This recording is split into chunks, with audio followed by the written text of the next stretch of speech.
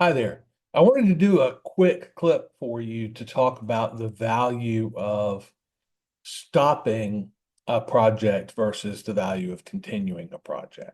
And it's not something we talk about very much in productivity land. What I'm going to do is I'm going to play a clip for you from an actual coaching meeting. And the reason I'm doing it this way was because I wasn't on camera during the meeting, technical reasons. And so I wanted to kind of correct that and play it for you. And also so that I could, make sure and control it a little bit better. But this is a live clip and I'm not on camera in the video here. So let me share this for you and make sure I share the sound, and I'll just hit play here, and you should be able to see both me and them, and we'll just go. Um, while reflecting back and going through last year's calendars and journals, it was really interesting um, seeing all the things I didn't get done.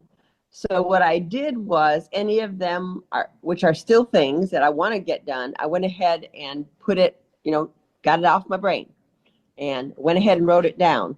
And so I've been here 3 days and I've got a list of 53 things that I need to put into, that I need to capture and put it into the cabinet. So, but interesting because it just helped me remember, Marlene, having this to-do list did not work. Yeah. So I'm really looking forward to getting Evernote in an everyday, just have it part of my life and not losing these things because they're on a to-do list and I didn't check them off. Yeah. All right. So then here's another, and I love doing this because this brings up these other issues and concerns that I want you to be aware of, but it's definitely kind of the deeper learning. Okay. Okay. So be very careful thinking that just because you started something means you have to finish it. Okay. Right? And the fact that it fell off of your priority list, practically speaking, because that's what happens when we don't get things done. So practically it fell off of your priority list. That's data. Okay.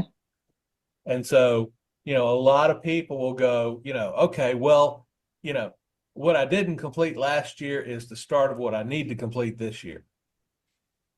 There is some correlation there, but it's not 100%. So just because you started it doesn't mean you need to finish it. Okay. That's a good point.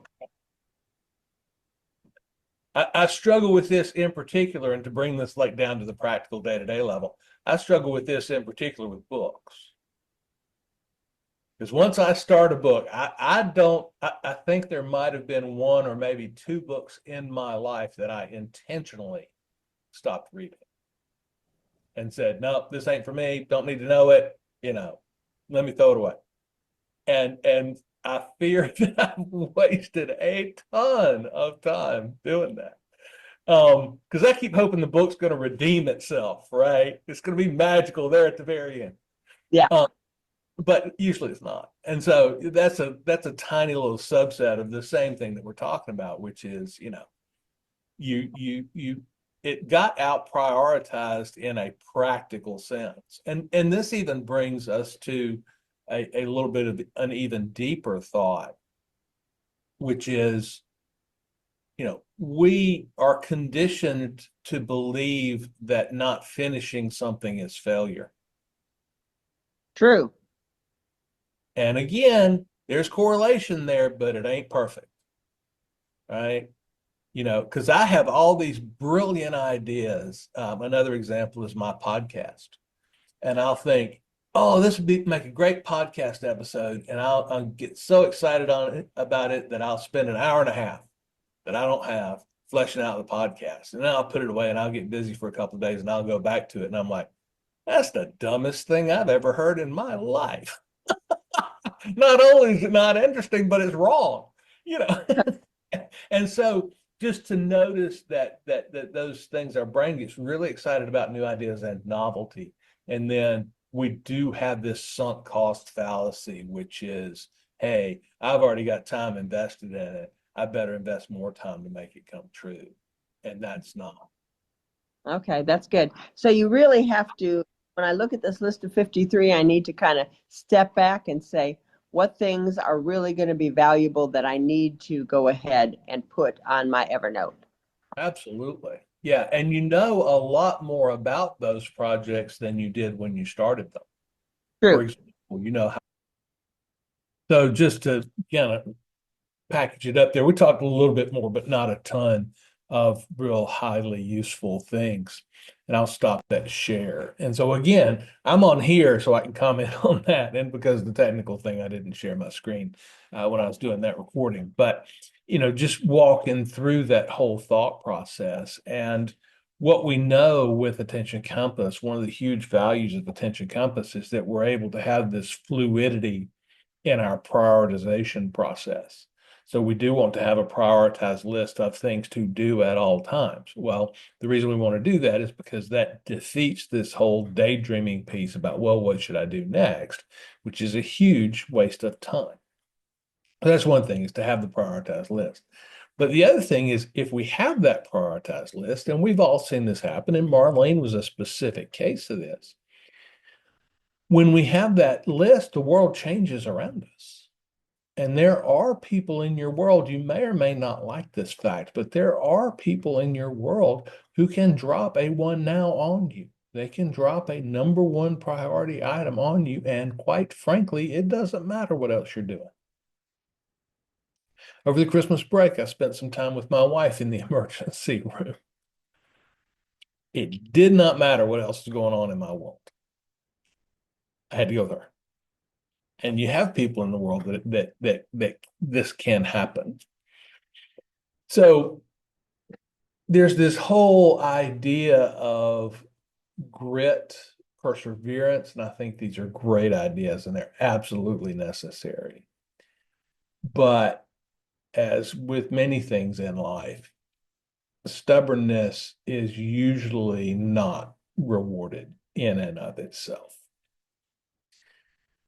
And I know a good bit about this topic because when I first went to PhD school in 2009, I was interested in why IT projects fail. And so I looked into the literature, and there's a whole literature, dozens of papers in the IT psychology space, which is a weird space anyway, about this notion. The term they use is escalation.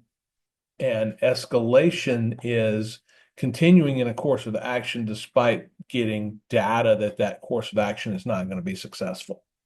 And it gets into all kind of psychological reasons why this is true. And really, at the end of the day, the notion of the sunk cost fallacy really covers all those different nuances. And it's this notion that, hey, I've got this much sunk into it, I'd better continue this course of action. When in fact, if it's a failing course of action, the best thing you can do is not feed it another dollar or minute or resource. So, thinking about that fluid prioritization, and just because you started something doesn't mean you have to finish it. And working through that as you move through your priority lists on a routine basis. So think about that. If something occurs to you that, hey, I got it started, but I didn't get it finished, right? Think about whether that's still a priority for you. I'll leave it there for now. So get out there and do busy right.